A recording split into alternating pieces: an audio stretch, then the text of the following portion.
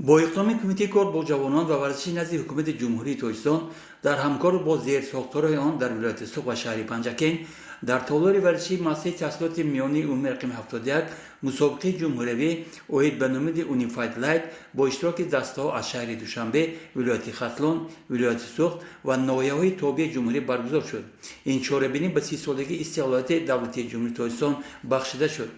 هنگام صحبت با مربیان از منطقه‌های مختلف جمهوری از جمله شاهرخ قرمیشف، مسلم حسینوف، محمود رحمتوف، صابر کریموف و چند دیگران اظهار داشته شد که این نمود مسابقه سال از سال در جمهوری اولویت پیدا می‌کند و آن اقدام شایسته است در رشد ورزش و مهمتر از آن مستحکم شدن دوستی بین ورزشکاران از مناطق مختلف کشور.